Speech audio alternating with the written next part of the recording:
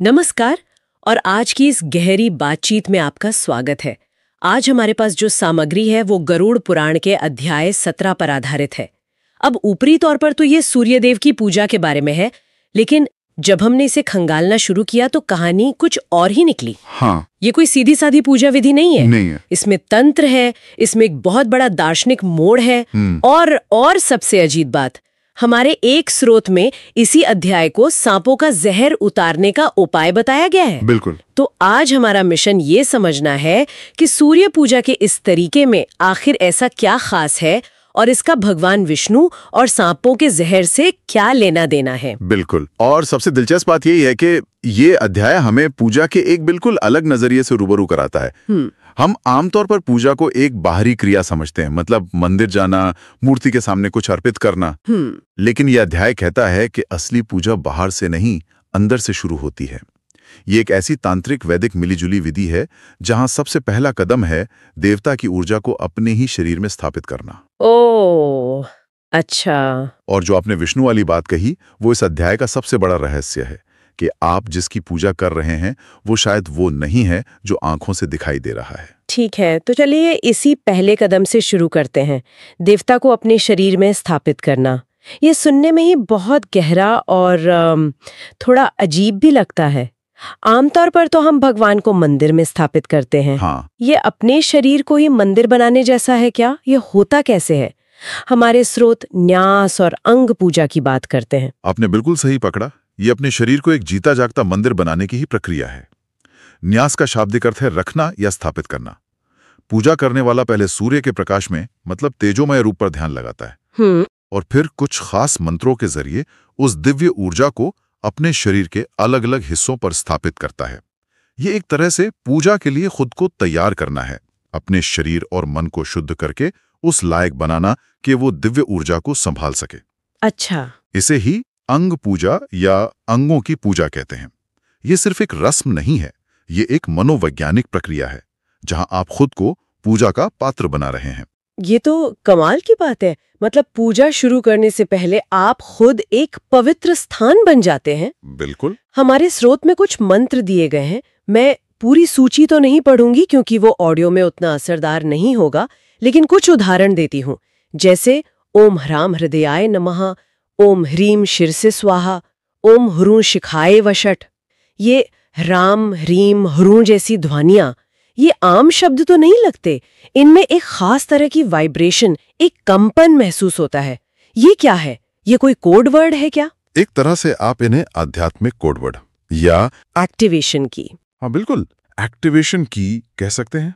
तंत्र की भाषा में इन्हें बीज मंत्र कहा जाता है। हर बीज मंत्र एक खास तरह की ऊर्जा या शक्ति का सार होता है। ह्रां और रीम सीधे सीधे सूर्य की ऊर्जा से जुड़े हुए हैं। जब पूजा करने वाला कहता है ओम ह्राम हृदयाय नमः, तो वो सिर्फ बोल नहीं रहा, बल्कि सूर्य की उस शक्तिशाली ऊर्जा को अपने हृदय में स्थापित कर रहा है, उसे जागृत कर रहा है। अच्छा, तो हर मंत्र शरीर के एक हिस्से को एक्टिवेट कर रहा है। जैसे हृदयाय नमः दिल के लिए, शिर से स्वाहा सिर के लिए। जी। और स्रोत में कवच, नेत्र और अस्त्र की भी बात है। बिल्कुल। ओम ह्राई कवचाय हुम का जाप करके वो अपने चारों ओर एक आध्यात्मिक सुरक्षा कवच बना रहा है। ओम ह्रो नेत्र त्रयाय वषट से वो अपनी 3 आंखों को ऊर्जा दे रहा है, 2 भौतिक आंखें और एक ज्ञान की, यानी तीसरी आंख। राइट। और अंत में ओम ह्रह अस्त्राय फट के साथ वो एक दिव्य हथियार को स्थापित करता है जो हर तरह की नकारात्मकता को काट सकता है। तो ये सिर्फ मंत्र पढ़ना नहीं है। नहीं, ये एक तरह की आध्यात्मिक वास्तुकला है। बिल्कुल सही शब्द है, आध्यात्मिक वास्तुकला। वाह, ये बहुत अच्छा तरीका है इसे समझाने का। मतलब पूजा करने वाला अपने ही शरीर पर एक अदृश्य ऊर्जावान किला बना रहा है। हाँ। तो ये हुई तैयारी। शरीर एक मंदिर बन गया, एक किला बन गया। अब इस किले के अंदर पूजा किसकी हो रही है? क्या सूर्य अकेले हैं या उनके साथ कोई और भी है? ये बहुत अच्छा सवाल है, क्योंकि ये पूजा हमें सिखाती है कि मुख्य देवता कभी अकेले नहीं होते। उनका अपना एक पूरा दरबार, एक पूरा इकोसिस्टम होता है। अच्छा। तो शरीर को तैयार करने के बाद पूजा सूर्य के दरबारियों की होती है। स्रोत में एक पंक्ति है, दंड पिंगलों पूज्य। दंड और पिंगल। हाँ, दंड और पिंगल ये सूर्य के 2 मुख्य द्वारपाल हैं। द्वारपाल? जैसे किसी महल के बाहर गार्ड होते? हाँ, कुछ वैसा ही समझ लीजिए। दंड, जैसा कि नाम से ही जाहिर है, हाथ में एक डंडा रखते हैं, वो अनुशासन और व्यवस्था के प्रतीक हैं। ठीक है। और पिंगल वो हैं जो हर किसी के कर्मों का हिसाब किताब रखते हैं। अच्छा, कर्मों का हिसाब किताब रखते हैं। हाँ, बिल्कुल। वो हिसाब किताब रखते हैं। उनकी पूजा करके पूजा करने वाला असल में विनम्रता दिखा रहा है। वो कह रहा है मैं आपके दरबार में प्रवेश करने की अनुमति चाहता हूँ। ये दिखाता है कि आप मुख्य शक्ति तक तभी पहुंच सकते हैं जब आप उसके पूरे तंत्र का सम्मान करें। ये सिर्फ सूर्य की नहीं बल्कि उस पूरी दिव्य व्यवस्था की पूजा है। वाह। तो पहले आपने खुद को तैयार किया, हाँ, फिर आप विनम्रता से दरवाजे पर दस्तक दे रहे हैं। ये तो एक पूरी यात्रा की तरह लग रहा है। बिल्कुल। स्रोत में दिशाओं के रक्षकों यानी दिक्पालों की पूजा का भी जिक्र है। हाँ, तो क्या ये सुरक्षा को और मजबूत करने के लिए है? बिल्कुल। दंड और पिंगल मुख्य द्वार पर हैं, लेकिन दिक्पाल 10 दिशाओं ऊपर नीचे और 8 दिशाओं के रक्षक हैं। 10 दिशाओं के? हाँ, उनकी और दिव्य अस्त्रों की पूजा करके आप एक 360 डिग्री का सुरक्षा घेरा बना रहे हैं। ये सुनिश्चित करता है कि पूजा के दौरान किसी भी दिशा से कोई भी बाधा, कोई भी नकारात्मक ऊर्जा आपको परेशान ना कर सके। अब आपका पूजा स्थल, जो कि आपका अपना शरीर और आसपास का माहौल है, पूरी तरह से सुरक्षित और पवित्र है। ठीक है, तो अब मंच पूरी तरह से तैयार है, शरीर एक मंदिर है, सुरक्षा अभेद्य है और हमने द्वारपालों से अनुमति भी ले ली है। अब हम इस पूजा के दिल में पहुंचते हैं, ध्यान। हम आखिर किस पर ध्यान लगा रहे हैं? स्रोत में एक बहुत ही सुंदर और शक्तिशाली ध्यान श्लोक है, मैं उसे सुनाना चाहूंगी। ध्येयः सदा सवित्र मंडल मध्यवर्ती नारायणः सरसिजासन सन्निविष्टः केयूरवान मकरकुंडलवान किरीटी हारी हिरण्यमय वपुः धृत शंख चक्रः। ये सुनने में बहुत भव्य लगता है। इसका मतलब क्या है? ये श्लोक ही इस पूरी पूजा का सार है और यहीं पर वो बड़ा राज खुलता है जिसका जिक्र हमने शुरू में किया था। इसका अर्थ है, हमेशा उस नारायण का ध्यान करना चाहिए जो सूर्य मंडल के ठीक बीच में स्थित हैं। वे कमल के आसन पर बैठे हैं। उन्होंने बाजूबंद मगरमच्छ के आकार के कुंडल और मुकुट पहना हुआ है। उनका शरीर सोने की तरह चमक रहा है और उन्होंने अपने हाथों में शंख और चक्र धारण किया हुआ है। एक मिनट रुकिए। श्लोक शुरू होता है सवित्र मंडल यानी सूर्य के गोले से, लेकिन फिर कहता है ध्यान नारायण का करना है। हाँ, और ये जो रूप बताया गया है, मुकुट, शंख, चक्र, ये तो भगवान विष्णु का क्लासिक रूप है। तो मैं थोड़ी कंफ्यूज हो गई हूं। ये पूजा सूर्य की है या विष्णु की, या हम सूर्य को देख रहे हैं और कल्पना विष्णु की कर रहे हैं? ये क्या हो रहा है?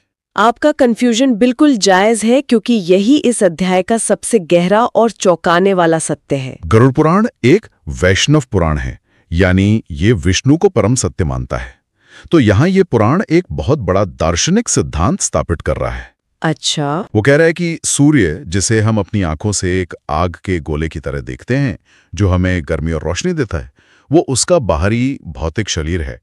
लेकिन उस सूर्य की जो आत्मा है, जो उसकी असली पहचान है, वो स्वयं नारायण है। तो इसका मतलब ये हुआ कि सूर्य सिर्फ एक माध्यम है, एक खिड़की है जिसके जरिए हम असल में विष्णु की पूजा कर रहे हैं। बिल्कुल। ये पूजा प्रकृति की एक महान शक्ति को वैष्णव धर्म के सर्वोच्च देवता से जोड़ देती है। ये अद्वैत दर्शन की भी एक झलक देती है, जहाँ कहा जाता है कि नाम रूप भले ही अलग अलग हों, लेकिन उन सब के पीछे परम सत्य एक ही है। तो जब कोई इस विधि से सूर्य की पूजा करता है, तो वो सिर्फ एक ग्रह की पूजा नहीं कर रहा होता, बल्कि वो उस ब्रह्मांडीय शक्ति के पीछे छिपे परम सत्य की उपासना कर रहा होता है। ये नजरिए को पूरी तरह से बदल देता है। हाँ, ये तो सच में पूरी सोच को पलट देता है। तो इस गहरे ध्यान के बाद, जहां आपने सूर्य के हृदय में साक्षात नारायण के दर्शन कर लिए, इस अनुष्ठान को समाप्त कैसे किया जाता है? श्रोत में अर्घ्य का जिक्र है। ध्यान के बाद उस अनुभव को समेटने के लिए अर्घ्य दिया जाता है, यानी जल अर्पित किया जाता है। इसे पूजा का सबसे जरूरी हिस्सा माना जाता है। पूजा करने वाला एक तांबे के बर्तन में पानी लेता है, उसमें लाल फूल, चंदन और थोड़े से चावल मिलाता है। अच्छा। फिर सूर्य की ओर मुंह करके गायत्री मंत्र या सूर्य के मूल मंत्र का जाप करते हुए उस जल को सूर्य को अर्पित कर देता है।